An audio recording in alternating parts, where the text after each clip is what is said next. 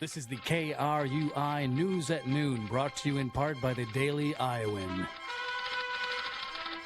This is KRUI, Iowa City.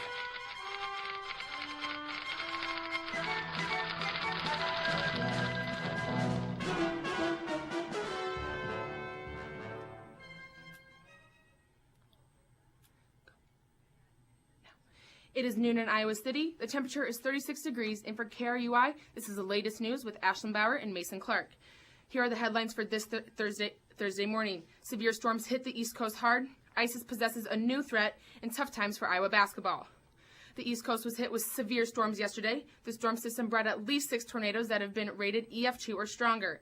And this East Coast storm was a pair of deadly tornadoes that hit in Lamar County, Mississippi, and near Convent, Louisiana. There was also significant damage from tornadoes in Tappahannock, Virginia Wednesday evening, resulting in at least 20 injuries. This storm did not just produce tornadoes, but it caused other significant damage across the East Coast as well. There were wind gusts of up to 75 miles per hour in Boston and 83 miles per hour in Connecticut. The Republican Nevada caucuses were held Tuesday night when Donald Trump won with nearly half of the vote.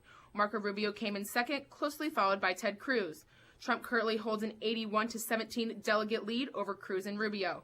Now Republican candidates prepare for Super Tuesday on March 1st. On the Democratic side, Hillary Clinton and Bernie Sanders are getting ready for the South Carolina primaries this Saturday, February 27th. South Carolina is a critical primary for both candidates, as Clinton currently holds a 52-51 voted delegate lead. President Obama is currently under fire from 6 states for Obamacare. Texas, Wisconsin, Kansas, Louisiana, Indiana, and Nebraska filed a lawsuit yesterday over the Affordable Health Care Act. The states are angry that they currently have to pay an insurance provider's fee to cover federal subsidies for health insurers. Over the next decade, this suit has projected that the federal government will collect between $13 billion and $15 billion from the states. Iowa City Mayor Jim Throgmorton is taking steps to make the city more environmentally friendly. Throgmorton committed to the compact of mayors comprised of city leaders around the globe. These mayors are dedicated to implementing practices in their cities to reduce their effect on climate change. In Carver Hawkeye Arena last night, the number 8 Iowa men's basketball team lost to unranked Wisconsin.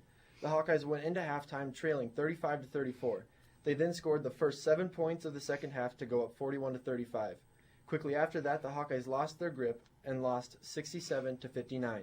The women's basketball team didn't get that W either last night. The women played at Penn State and were in a 25-point deficit in the third quarter. They ended up losing 81-68. That is their third loss in a row. This makes the Hawkeyes overall 17-12 and 7-10 in Big Ten play. An athlete from another university is doing some good. Auburn running back Peyton Barber has declared for this year's NFL draft after only his redshirt sophomore season. For him, it was not a tough decision. Barber's mother is homeless, and his motivation to forego 2 more years of college is to start making money to put his mom in a better situation.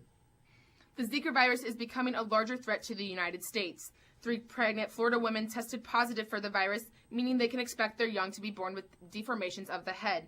The CDC is currently investigating 14 possible sexual transmissions of Zika. Apple's brand is being tested. The FBI recently asked Apple to assist in unlocking the iPhone of a San Bernardino shooter responsible for 14 murders. Apple denied the request for assistance and claimed that by helping the FBI unlock a single phone, Apple would be handing over the key the FBI needs to unlock any iPhone. Apple operates every faction of its brand, from production to design to security, and it does not want to give its integrity up. ISIS has issued a direct threat to the CEOs of Facebook and Twitter. Facebook's Mark Zuckerberg and Twitter's Jack Dorsey have been ridding their social media programs of ISIS by deleting and blocking terror-affiliated accounts. ISIS directly threatened Dorsey and Zuckerberg in a 25-minute video using an app called Telegram. This video shows a photo of Zuckerberg and Dorsey with bullet holes across their faces. Finally, a quick look at the weather forecast for Iowa City. It is going to be partly cloudy and windy this afternoon. Right now, the temperature is 36 degrees, and for KRUI News, I am Mason Clark alongside Ashlyn Bauer.